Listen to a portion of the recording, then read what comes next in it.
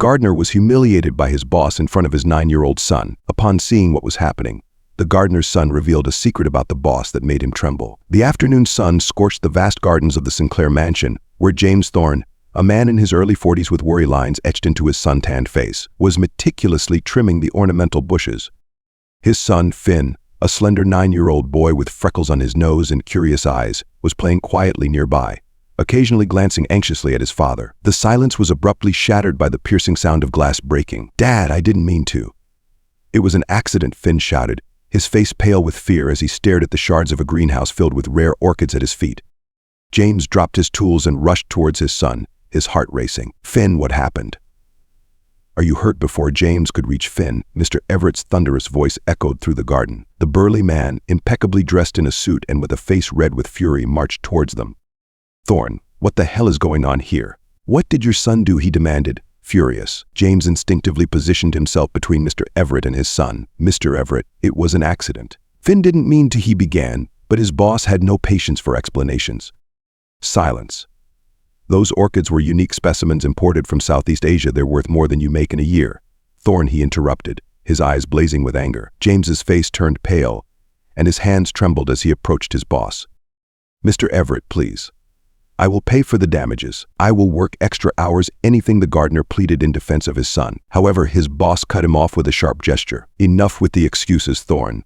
First the poorly trimmed rose bushes, and now this. You're fired. I don't want either of you here anymore. Gather your things and get off my family's property," he thundered. Finn, realizing the seriousness of the situation, clung to his father's leg, sobbing. "Dad, I'm sorry.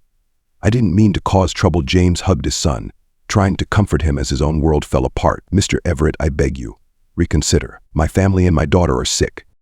We desperately need this job." However, the boss, his gaze shifting between the shattered glass and the desolate pair before him, hardened his expression and said, "That is not my problem, Thorne. You are incompetent, and I no longer want you working for me."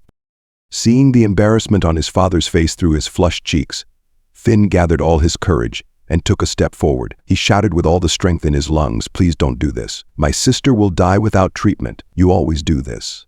You always treat people like this. I saw what you did to the driver last week." His words echoed through the gardens, laden with an anguish that seemed too heavy for his small body to bear.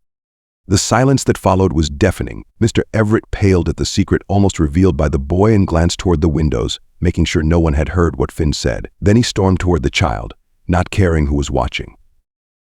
James pulled his son close. His voice choked as he murmured, "My God, Finn, Mr. Everett, I will do anything. Please give me one more chance. My family depends on this. We need this." The boss stopped, turning slowly, his eyes narrowing as he assessed the father and son, the weight of his decision hanging in the tense air of the garden. "My answer is no. Get out of here, and James, teach your son to keep his mouth shut, or I'll take care of it myself," he responded, unyielding. A few blocks from the mansion, the hospital room pulsed with the steady rhythm of heart monitors, the air heavy with the scent of antiseptic and worry. Laurel Thorne, a woman in her early 30s with tired eyes and disheveled hair, held tightly to her daughter Willow's frail hand. The 5-year-old girl, pale and weak, looked tiny in the hospital bed.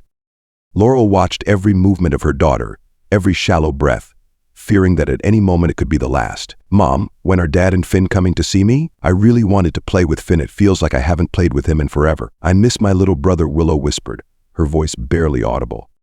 Laurel swallowed hard, forcing a smile. "Soon, sweetheart. They're coming as soon as they can. Your dad is working and took your brother with him, but they'll come as soon as they can to see you. Okay, rest now, all right? Don't worry, they miss you too, and will be here soon." The door to the room opened, and the doctor entered, his face serious as he flipped through a clipboard. Laurel stood up instinctively, her heart racing with the anticipation of bad news. The doctor cleared his throat, looking from Laurel to Willow before speaking in a low voice. "Mistress Thorne, can we speak outside for a moment?" he asked, indicating the hallway. Laurel hesitated, looking at Willow. "Mommy will be right back." "Okay, my love. I'm going to talk to the doctor, and then I will come back to stay with you," Laurel said to her daughter before following the doctor out of the floor. In the hallway, Dr. Michaels wasted no time with pleasantries. "Mistress Thorne, Willow's condition is deteriorating faster than we expected. Without the treatment we discussed earlier, I'm afraid she only has a few days," he said, carefully choosing his words with all the empathy he could muster to deliver the news to the girl's mother. Laurel felt as though the ground had disappeared beneath her feet. "Days?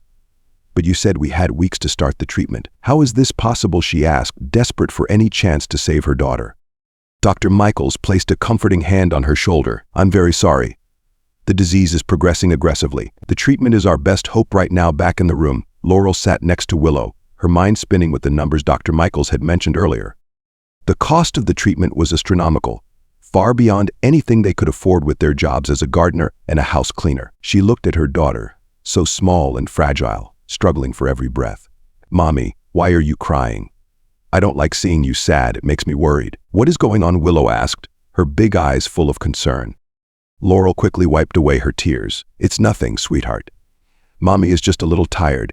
That's all. Laurel's phone vibrated in her pocket, making her jump. She pulled it out, seeing James's name on the screen. With a last glance at Willow, she answered, whispering a quick, "Hi, honey." How was work today? She asked, not knowing how to bring up what the doctor had said about their daughter's treatment. Before she could tell him, James's voice trembled on the other end of the line, filled with emotion and fear. Laurel, I was fired. Mr. Everett fired me today. Hearing this, Laurel's world seemed to slow down, the sound of Willow's heart monitor echoing in her ears like a dark omen. Laurel felt the weight of the world collapse on her shoulders. With a choked voice, she shared the devastating news about Willow. James, the doctor said that Willow only has a few days without the treatment. It costs far more than we can afford, she said. There was a prolonged silence on the line, broken only by James's heavy breathing. Finally, he spoke, his voice determined despite the tremor. I'm going back to the mansion. I will beg Mr. Everett, or maybe even his father, Mr. Sinclair. They have to understand. We cannot lose our little girl. The gardener responded. Feeling the weight of saving his daughter, he would do everything he could to keep Willow alive. James hung up the phone, his face a mask of desperate determination. He turned to Finn, who was watching him with wide, scared eyes. Son, we need to go back to the mansion. Your sister needs us now more than ever. Finn nodded silently, taking his father's hand. Together, they walked back to the imposing Sinclair estate, each step feeling heavier than the last. Father, what if Mr. Sinclair doesn't listen to us? Finn asked, his voice trembling. James squeezed his son's hand. He has to listen. Finn for Willow. As they approached the mansion, they saw Mr. Everett in the garden supervising some workers. James took a deep breath, straightened his shoulders, and walked over, Finn clinging to his side. Sir, please. I need to talk to you about my daughter, he called out, his voice shaky but determined. The former boss turned, his face hardening as he saw James and Finn Thorne. I thought I made it clear that you are fired. What are you doing here? Bringing your son to beg, he said, his voice cold. James felt the sting of the words but did not back down. He dropped to his knees, pulling Finn down with him. Mr. Sinclair, I beg you. My daughter is dying. She needs treatment that we cannot afford. Please reconsider my dismissal. I need one chance to save my daughter. I will do anything. His words came out broken by sobs. Finn, with tears in his eyes, clung to his father's arm. Father, no, Finn whispered, embarrassed and scared to see his father beg. Shush, son. Sometimes we have to swallow our pride for the family, James whispered back. Sinclair looked down at the pair kneeling in front of him, a cruel smile forming on his lips. Look at the two of you, pathetic. Is this what you teach your son, Thorne? To grovel like a worm, he stepped closer, circling them like a predator. Stand up. I want everyone to see how low you have fallen. James and Finn slowly rose, trembling and humiliated. Mr. Sinclair, please. I don't mind lowering myself if it's for my daughter's life, James started, but he was cut off by a hard slap across the face. Shut up. You are an incompetent fool who doesn't deserve mercy, and now you want me to save your daughter, Sinclair roared. Finn, unable to hold back, shouted, Stop. Don't hurt my father, he pleaded. Sinclair turned his attention to the boy, his eyes blazing with anger. He let go of James and grabbed Finn by the arm, pulling him away from his father. You insolent brat. I'll teach you both a lesson about respect. The sound of footsteps on the gravel made everyone turn. There, standing with a look of shock and horror, was Mr. Ambrose Sinclair, Everett's elderly father and the owner of the estate. His eyes took in the scene, his son holding Finn roughly by the arm, James with the red mark of the slap on his face, both of them looking terrified and desperate. The old man opened his mouth, but no sound came out, the air heavy with the tension of the moment, frozen in time. The silence that followed Mr. Ambrose's arrival was broken by Finn's desperate scream. Scam, the boy cried, his face red with fear and indignation as he pointed a trembling finger at Everett Sinclair. I saw what you did to the old driver. You hurt him and threatened him just like you're doing to my father, he said with conviction. The words echoed through the garden, heavy and accusatory. Everett Sinclair's face, once flushed with anger, visibly paled, his eyes widening in shock and panic. What is this boy talking about? Everett said. Mr. Ambrose's voice cut through the air, demanding, his eyes now gleaming with a mix of confusion and suspicion over what the gardener's son had said. Everett stammered, trying to regain his composure. "Father, this is absurd." "It's obvious the boy is lying to protect his father's job," he tried to argue. James, still bearing the mark of the slap on his face, attempted to calm the situation. "Finn, son, please don't say anything more. We just came to ask for my job back, remember? Let's leave this alone. The most important thing is your sister's health," he pleaded, but his words fell on deaf ears. Finn, driven by the courage and innocence of a child, seeing the weight of the injustice against his father, continued, "I saw everything from the attic window." Mr. Everett was yelling at the driver. He pushed him against the car and said horrible things to him, mocking him for being poor. He even said the driver would never work in this town again. The boy said, his voice trembling but filled with courage. Everett, recovering from the initial shock, let out a forced laugh. "Well, look at that. What an overactive imagination this boy has." "Father, you're not going to believe a child's fantasies, are you?" he asked in a disdainful tone, as if the boy's story didn't matter. Then he took a threatening step towards Finn, his fists clenched at his sides. "You little liar. I'm going to teach you to keep that mouth shut," he said, advancing on the child. James, seeing the imminent threat to his son, acted on instinct. In one quick motion, he pushed Finn behind him, standing firmly between his son and the enraged Mr. Sinclair. "Don't you dare touch my son. He's just a child. If you want to do something to someone, do it to me. Don't you dare harm him in front of me," James shouted, his voice trembling with adrenaline and protective instinct. Everett stopped inches from James, his hot, heavy breath against the gardener's face. "Get out of my way. This is none of your business. That boy needs discipline." Mr. Ambrose looked from Everett to Finn and James, his expression a mix of doubt and concern. The garden, once a place of peace, now felt like a minefield of accusations and secrets. The air was thick with tension, each breath seeming to weigh a ton. "Everett, leave the boy alone," Mr. Ambrose began slowly. "If what he says is a lie, why are you reacting with such violence?" Everett paled again, his mask of calm threatening to crumble. I just felt insulted by the accusation." "Father, you know how much I value my reputation." Mr. Ambrose Sinclair raised his hand, silencing his son with a firm gesture. His tired but sharp eyes turned to Finn. "Young man, I want you to tell me everything you saw. Don't be afraid. No one will hurt you in my presence." Everett opened his mouth to protest, but a stern look from his father made him back down. James, still standing protectively in front of Finn, hesitated for a moment before stepping aside, allowing his son to speak. "It will be all right, Finn. Tell the truth, just as I have always taught you to do." "My son, you can speak. We will not let anything happen to you," James murmured, his voice trembling but encouraging. Finn swallowed hard, nervously glancing between his father and Mr. Ambrose before starting to speak. The boy began hesitantly, but soon the words flowed like a torrent. "It wasn't just the driver I saw. Mr. Everett was yelling at the cook last week, saying he was going to fire her if she complained again about the unpaid overtime." Finn paused, taking a deep breath before continuing. "And there was that time with the cleaning lady. Mr. Everett threatened to have her deported if she didn't work while sick. She started working and spent the whole day working and crying in pain. She could barely hold a bucket and almost fell down the stairs." "You little liar," Everett growled, taking a threatening step toward Finn, but Mr. Ambrose stopped him with a sharp look. "Continue, Finn," the elder Sinclair encouraged, his voice gentle but firm. Encouraged by Mr. Ambrose's attention, Finn continued his account. "There's more, Mr. Sinclair. I heard Mr. Everett on the phone arranging with someone to falsify the workers' time records. He was laughing, saying no one would find out." Everett's face grew paler with every word Finn spoke, his gaze shifting between fury and panic.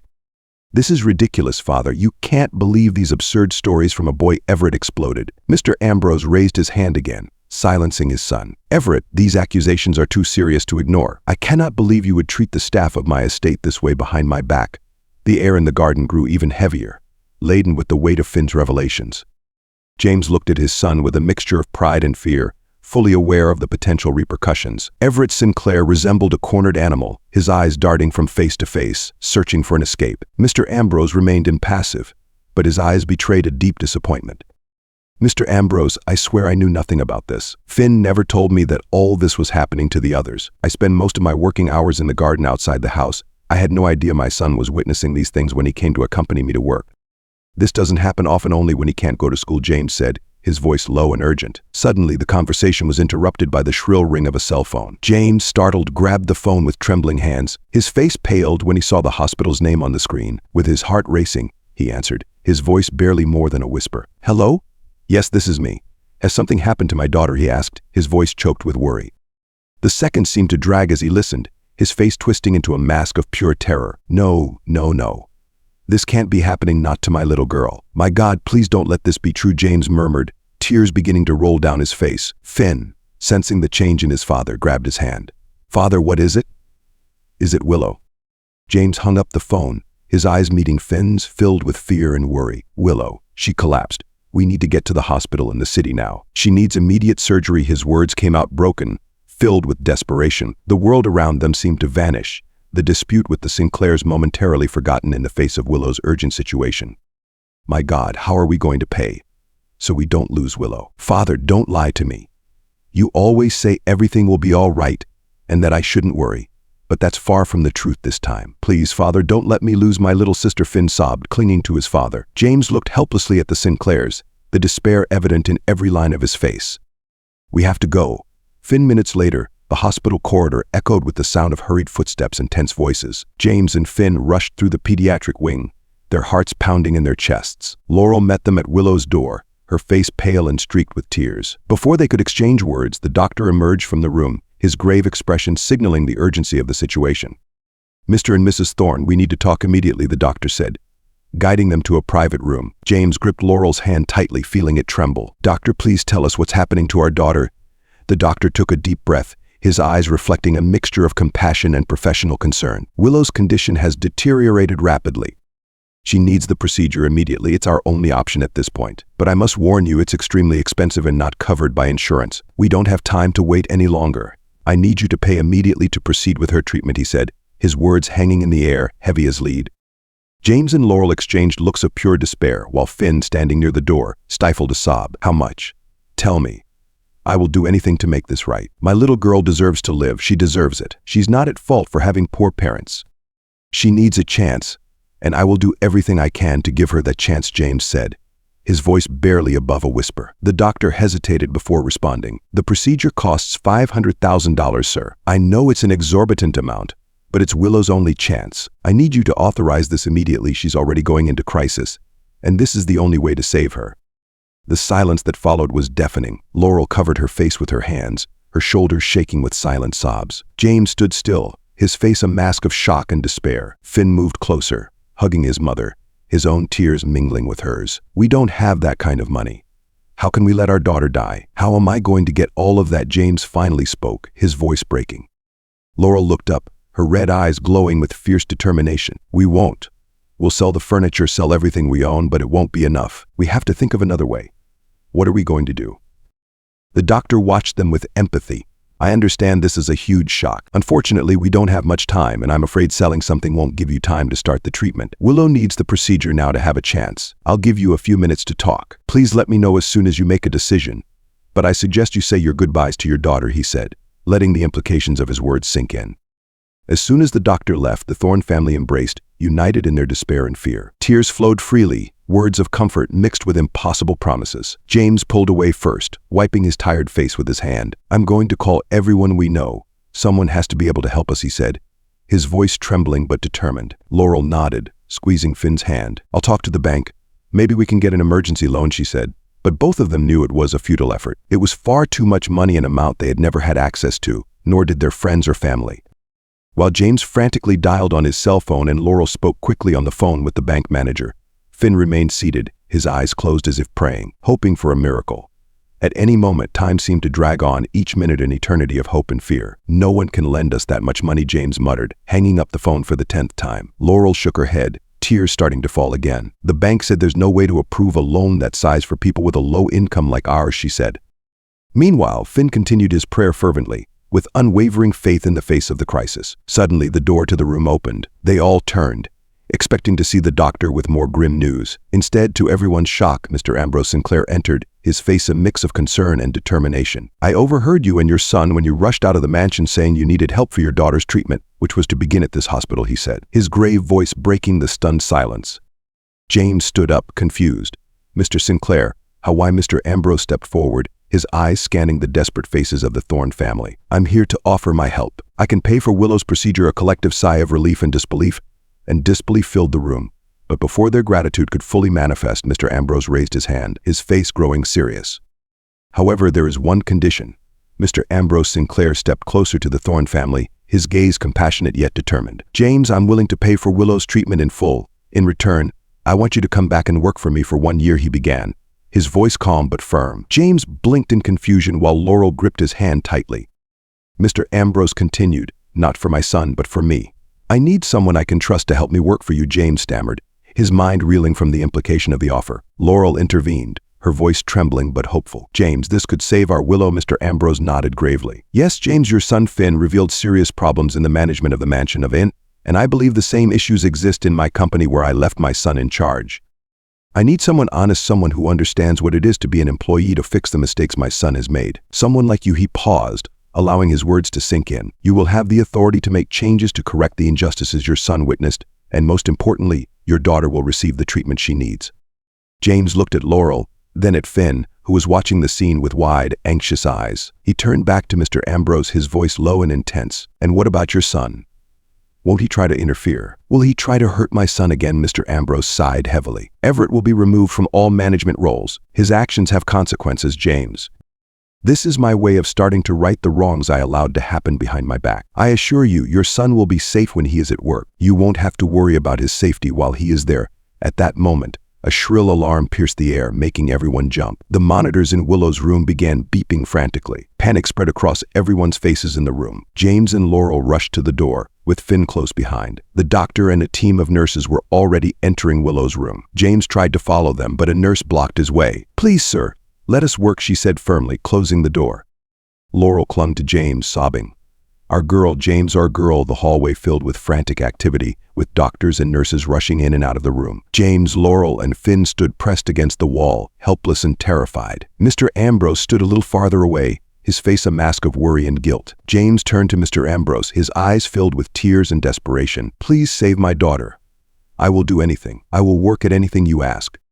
I just need my children to live, he pleaded, his voice barely a whisper. Mr. Ambrose nodded solemnly, already pulling out his phone. Consider it done. James, the first in making the transfer right now. As Mr. Ambrose spoke quickly into the phone, arranging the payment, the doctor emerged from Willow's room, his face serious but determined. Mr. and Mrs. Thorne, we need to start the procedure immediately. We don't have a minute to lose.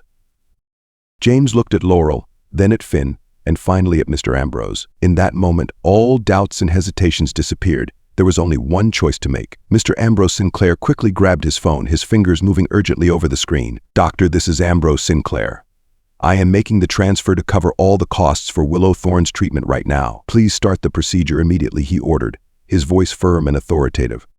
The doctor looked surprised but quickly nodded, returning to Willow's room. James and Laurel stood speechless, gratitude and relief clear on their faces. Mr. Sinclair, we don't know how to thank you, Laurel stammered through her tears. There's no need for thanks right now. The important thing is saving your daughter, Mr. Ambrose replied, his eyes focused on the phone screen as he completed the transfer.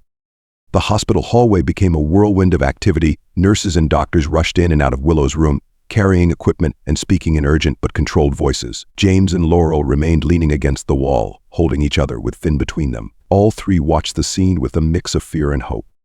Minutes later, the doors to the surgery room closed with a dull thud, leaving the Thorne family and Mr. Ambrose Sinclair in a silence heavy with anxiety. James held Laurel's hand tightly, both of them staring at the closed doors as if they could see through them. Finn placed his hands together in prayer, his eyes red from crying. The hospital hallway, once a hub of activity, now seemed eerily quiet, punctuated only by the occasional muffled sound of hurried footsteps and the distant hum of medical equipment. How long will it take? Will we get news soon? I can't stand waiting. I just want to know my little sister will be all right, Finn asked after a few minutes, his small, frightened voice breaking the silence. Laurel turned to her son, forcing a comforting smile. It may take a few hours, sweetheart. Surgeries sometimes take time, but now our Willow has a chance to live. Let's keep praying, just like we do every day. This time, let's pray that everything goes well in the operating room. Okay, she said, trying to calm her son despite her own nervousness. The hours dragged on as if they were days. James paced back and forth in the hallway, occasionally stopping to glance at the clock on the wall, only to resume pacing with renewed pacing. Laurel alternated between sitting next to Finn, whispering words of comfort, and joining James in his silent vigil in front of the surgery room doors. Mr. Ambrose remained in a corner, a quiet but constant presence, his face a mask of worry and guilt. What if it doesn't work? What if we got help too late? This is all my fault. I should have had a better job. I should have done more, James murmured, almost to himself, his voice trembling with fear. Laurel moved closer, wrapping him in a tight embrace. We can't think like that. Willow is strong, and the doctors are doing everything they can. She's going to make it." As the night wore on, exhaustion began to weigh on everyone. Finn finally fell asleep, uncomfortably curled up in the plastic chair. Laurel sat beside him, gently stroking his hair, her own eyes struggling to stay open. James continued his tireless vigil, refusing to sit or rest, as if his state of alertness could somehow influence the outcome of the surgery. "James, you need to rest a little," Laurel pleaded, her voice hoarse from exhaustion. He shook his head stubbornly. "I can't, not until I know she's okay." Suddenly, the doors to the operating room opened. The doctor emerged, still dressed in his surgical gown, his face tired and his expression unreadable. James's heart seemed to stop for a moment, and Laurel stood up abruptly, waking Finn in the process. The doctor approached slowly, his eyes scanning the anxious faces in front of him. "Mr. and Mrs. Thorne, the surgery is over. Would you like to follow me for a private conversation?" he began, his voice serious and controlled. James swallowed hard, feeling the blood drain from his face. "Doctor, please just tell us." The doctor raised a hand gently, interrupting. "I'd prefer to discuss the details in private. If you don't mind." He cast a meaningful glance at Finn, who was now fully awake, his eyes wide with fear and anticipation. James and Laurel exchanged a quick glance, a mix of terror and hope passing between them. Nodding silently, they followed the doctor into a small consultation room, leaving Finn in the care of Mr. Ambrose. As the door closed behind them, the hospital hallway fell silent once again, the tension palpable in the air. Finn looked up at Mr. Ambrose, fresh tears glistening in his eyes. "What's going on? Why can't they tell us now?" The minutes dragged on like hours as Finn and Mr. Ambrose waited in the hallway. The boy alternated between pacing nervously and sitting, unable to contain his anxiety. Mr. Ambrose watched silently, his face a mask of worry. Finally, the door to the consultation room opened, and James and Laurel emerged, their faces a complex mix of emotions. Finn ran to them, his eyes pleading for answers. "Willow? She?" "The surgery was successful. Finn, Willow is alive," James began, his voice trembling. He knelt down, placing his hands on his son's shoulders. "Your little sister is going to be okay, my son. She's going to be okay," he said with a sob. A collective sigh of relief filled the hallway. Laurel pulled Finn into a tight hug, tears of joy and exhaustion streaming down her face. James stood up, turning to Mr. Ambrose with a look of deep gratitude. The doctor joined the group, his expression serious but optimistic. "Willow showed incredible strength, but the road ahead will be challenging. She will need intensive care and ongoing treatment. Her condition was very serious, and recovery will be a long process," the doctor explained. James nodded, his voice firm despite the exhaustion. "We will do whatever it takes. The most important thing is that she's going to be all right." He said the following days passed in a blur of hospital visits, consultations with doctors, and preparations for Willow's continued care. James and Laurel took turns staying at the hospital, ensuring that someone was always by their daughter's side. Finn, though eager to see his sister, could only visit briefly due to the restrictions in the intensive care unit. Mr. Ambrose Sinclair remained a constant presence, offering quiet support and ensuring all medical expenses were covered. "How are we going to pay for all of this, Father?" The doctor said Willow will need ongoing treatment, Finn asked one night, his voice filled with worry. James exchanged a glance with Laurel before replying, "Mr. Ambrose is helping us, son and I. I'm going back to work. I'll find a way to pay for everything." Finally, after a week in intensive care, Willow was moved to a regular room. Though still weak and connected to several monitors, she was awake and alert, bringing a wave of joy and relief to the Thorne family. With Willow stabilized, James knew it was time to fulfill his part of the agreement with Mr. Ambrose. On the morning he was to return to the Sinclair mansion, James kissed Willow on the forehead, hugged Finn and Laurel, and left with a mix of apprehension and determination. As he approached the imposing property, he noticed unusual activity near the back entrance. Curious and slightly apprehensive, he headed in that direction, only to stumble upon a surprising scene. Mr. Everett was standing amidst a pile of suitcases and boxes, his face red with anger as he barked orders at a few bewildered employees. When he saw James, his eyes narrowed dangerously, a mixture of fury and contempt evident in every line of his face. This is your fault, isn't it?" Everett snarled, advancing toward James. James took a step back, raising his hands in a calming gesture. "Mr. Everett, I don't know what you're talking about." The tense air was suddenly cut by the firm voice of Mr. Ambrose Sinclair. "Everett, that's enough." Everyone turned to see the patriarch of the Sinclair family walking toward them, his presence commanding even in his advanced age. He cast a stern look at his son before turning to James. "Mr. Thorne, please follow me to my office. We have important matters to discuss," he said in a firm voice. James hesitated for a moment, looking from Everett to Ambrose. "Of course, Mr. Sinclair," he replied, following the older man into the mansion. Everett followed them, muttering under his breath, "This is ridiculous, Father. You can't be serious. There's still time to change your mind. You've made your point, but you can't actually mean this." He trailed behind them into the large office, decorated with dark wooden furniture and shelves filled with books. Mr. Ambrose took his place behind the imposing oak desk. James remained standing, feeling uncomfortable, while Everett threw himself into a chair, his face a mask of displeasure. Silence hung in the air for a few moments before Everett finally exploded. "Father, you need to tell him about your absurd decision. Let him know what's happening here. I hope he knows his place and refuses whatever you're proposing because you're not thinking clearly. This man is just the gardener," Everett said. Mr. Ambrose sighed deeply, his eyes moving between his son and James. "Yes, son, I will tell him everything. But I am certain of my decision. He is not just a gardener, he is a dignified employee and a loyal worker who has served us for many years." The patriarch stood up slowly, walking over to the window that overlooked the vast gardens of the estate. His gaze wandered over the landscape for a moment before he turned to face the two men. "James, what I'm about to tell you may seem surprising, but I ask you to listen until the end." James nodded silently, feeling the tension in the room grow. Mr. Ambrose began to speak, his voice filled with emotion and determination. "Everett, you think I'm being unfair, but the truth is I'm trying to teach you a valuable lesson about humility and the worth of hard work." Mr. Ambrose paused, his eyes focusing on James. "You know, Mr. Thorne, I see a lot of myself in you. Many assume I was born into wealth, but the truth is quite different. My first job was cutting the neighbor's lawn when I was just a teenager. That's how I started, with calloused hands and sweat running down my face under the scorching sun. I learned the value of every penny earned honestly and the satisfaction of a job well done, no matter how humble the task. It was that work ethic that allowed me to build all of this." He gestured broadly, indicating not just the office but the entire estate. Everett continued, turning to his son. "You grew up with privileges I never had at your age. That is why, my son, I have made a difficult but necessary decision. You will lose your position at the company. You will live in a modest house and work in a humble role, starting from the bottom, just as I did all those years ago.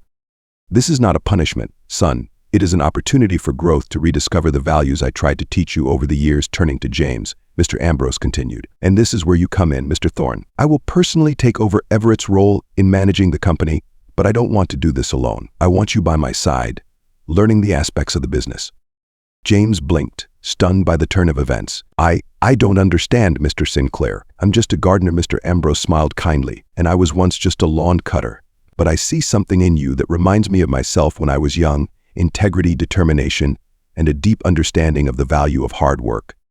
Besides, you need to continue paying for your daughter's treatment, and you'll do that by working honestly, as you always have. However, this time you will have a better opportunity." The patriarch walked back to his desk, sitting down heavily. "This is not just a business decision, James. It is a chance to correct mistakes, to restore the values that built my family. You understand what it means to work hard, the struggles and aspirations. Your perspective will be invaluable as we work to create a more fair and respectful workplace." He paused, his eyes shining with a mix of emotion and determination. "It won't be easy. There will be resistance, doubts, maybe even resentment from some, but I believe that together we can make a difference, not just for my company, but for all the families that depend on it." Mr. Ambrose stood up again, extending his hand to James. "So, Mr. Thorne, what do you say? Are you ready to embark on this journey with me to help transform not just this company, but also the lives of everyone who works here?" Silence fell over the office as James absorbed everything that had been said. Everett remained in his chair, a mixture of shock and resignation on his face. Mr. Ambrose waited patiently, his hand still extended, his eyes fixed on James with an intensity that seemed to pierce his soul. James felt the weight of the decision on his shoulders. He thought of Willow, still recovering, of Finn and Laurel, and of all the families who depended on the Sinclair company for their livelihoods. Slowly, he extended his hand, firmly shaking Mr. Ambrose's. "I'm ready, Mr. Sinclair. I promise to give it my all," James said, his voice steady despite the emotion threatening to overwhelm him. Mr. Ambrose smiled, a glint of approval in his eyes. "That's all I ask, James, that's all I ask." The following months brought significant changes for everyone involved. Everett Sinclair, once the arrogant heir to the family fortune, now faced the harsh reality of manual labor in one of the company's factories. His new boss, a robust and authoritative man, didn't hesitate to assign him the most grueling and thankless tasks. One morning, as Everett struggled to clean a massive industrial tank, Frank watched him with a sardonic smile. "Come on, Sinclair, that tank won't clean itself, or are your soft hands not up to a little real work?" The boss's cutting words echoed in Everett's ears, making him reflect on how he had treated his former subordinates. "I never imagined it would be this hard," Everett murmured to himself, rubbing his sore hands. Frank laughed sarcastically. Welcome to the real world, kid. No silk cushions here. Meanwhile, at the Sinclair mansion, James Thorne was deeply immersed in his new role. Under the patient guidance of Mr. Ambrose, he quickly absorbed the intricate details of business management. His fresh ideas and unique perspective as a former gardener brought a new dynamic to board meetings. On one particularly productive afternoon, after James presented a plan to improve the working conditions for maintenance and gardening staff, Mr. Ambrose couldn't contain his enthusiasm. "James, you are exceeding all my expectations," he said, a genuine smile lighting up his wrinkled face. James nodded humbly.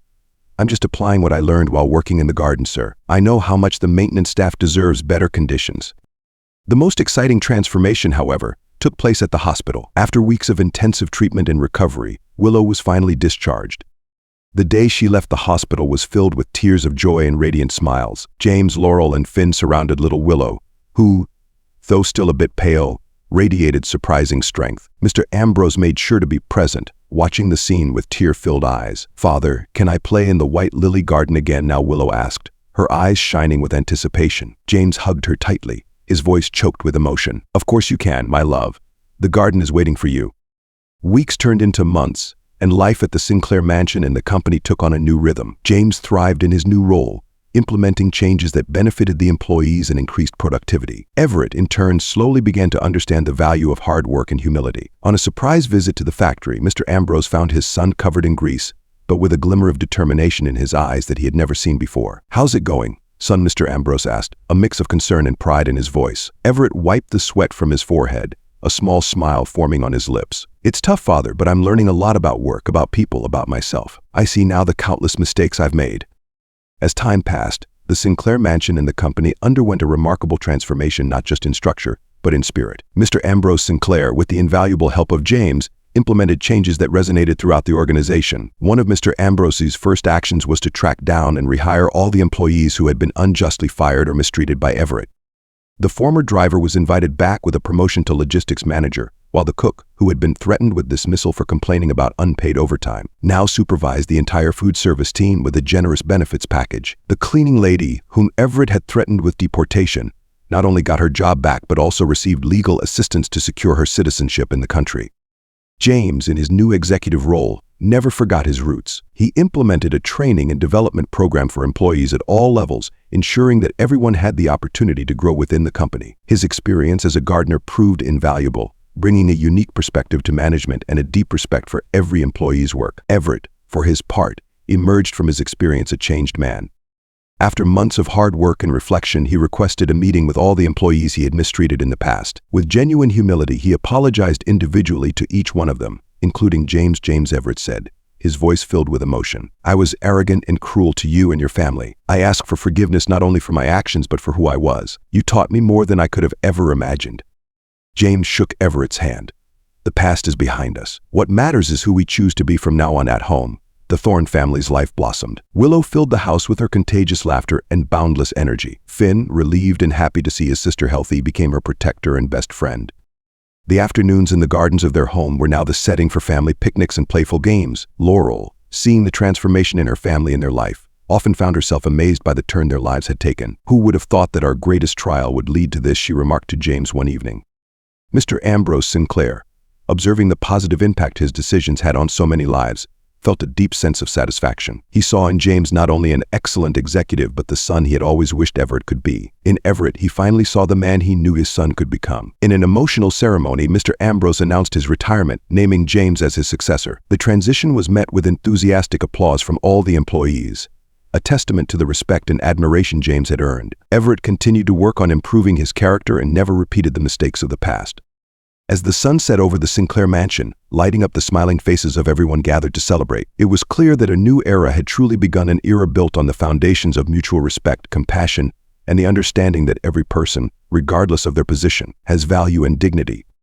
James, with Laurel by his side and his children playing happily in the gardens, looked over at Mr. Ambrose and Everett, who were chatting amicably with the employees. He smiled, feeling a deep gratitude for the journey that had brought them all there. What began as a tragedy had transformed into a new beginning for them all, proving that sometimes from the darkest adversities, the brightest opportunities for redemption and growth can arise.